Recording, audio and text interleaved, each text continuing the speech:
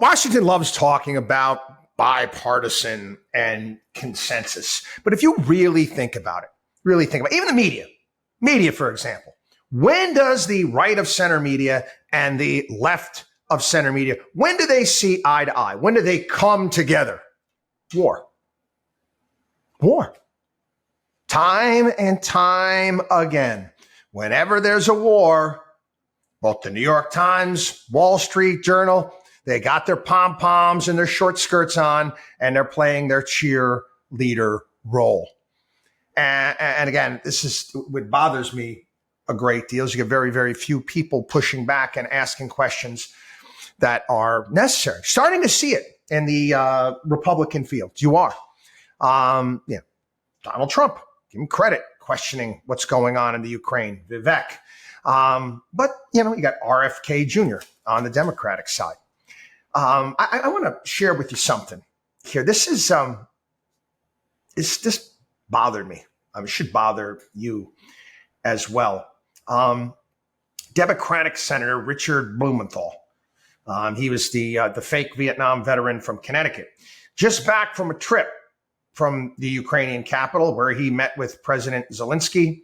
And he's seeking to assure a hesitant American public that their taxpayer money is being well spent because Russia is taking losses, yet without costing American lives. He actually said this.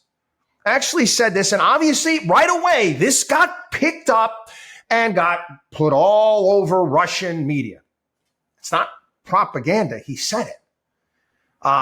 We're getting our money's worth in Ukraine, given that not a single American servicewoman has been lost.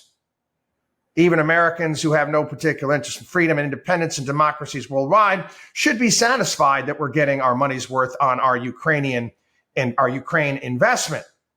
For less than 3% of our nation's military budget, we've enabled Ukraine to degrade Russia's military strength by half, all without a single American servicewoman or man injured or lost. You do understand, okay, because we're told again by the media, Wall Street Journal, New York Times, no, this is not a proxy war. You got a senator here basically giving you the definition of a proxy war. Russia's military is degraded by half. Does anyone actually believe that? Does anybody actually believe that Russia is going to lose a war of attrition with Ukraine? There's a story this past week. Kim Jong-un is visiting. He needs to make some money. Maybe he's going to get some of that Russian oil. It's a good trade for him, right? So people don't freeze this winter, and Russia will trade barrels of oil to North Korea for them to ship weapons over. So we're continuing this ridiculous proxy war or piecemeal involvement. Maybe you get the F-16s, maybe late next year. Does anybody see any sort of semblance of strategy at all?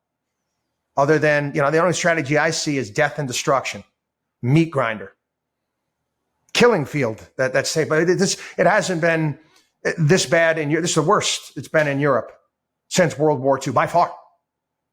And then you get this story. Okay. Where's the money?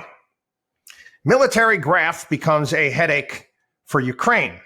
The removal of Ukraine's Minister of Defense after a flurry of reports of graft and financial mismanagement underscores a pivotal challenge for Zelensky's wartime leadership, stamping out the corruption that has been widespread in Ukraine for years. And again, we deal with tons of corruption when it comes to military contracts as well here in this country.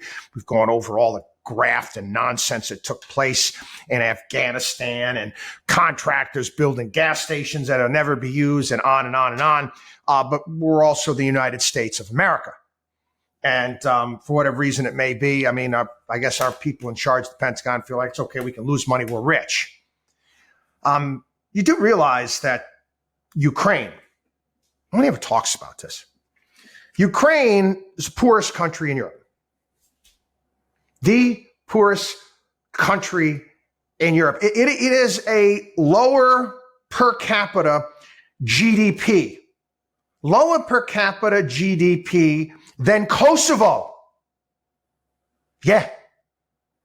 It is the poorest country in Europe, okay, per capita GDP.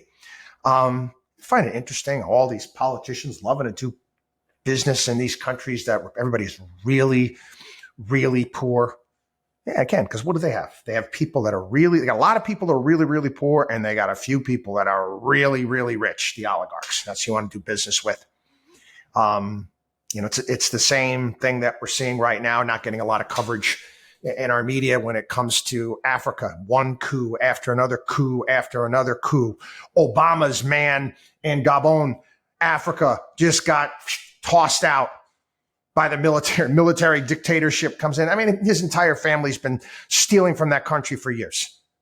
You want to who's making out like gangbusters as usual. You may not like them. You may not like the way that they do business, but at least you got to respect the fact. Switzerland, how much money, how much of our taxpayer dollars are getting funneled to the Ukraine and then getting funneled to Swiss banks? You did see UBS's profit numbers. They were through the roof. They're saying, oh, yeah, it was because we took over Credit Suisse. Yeah, I got a sinking suspicion you also got a lot of American tax dollars in those bank accounts with various different Ukrainian oligarchs and defense contractors. And yeah, their boats will be in the Mediterranean next summer. WatchDog on WallStreet.com.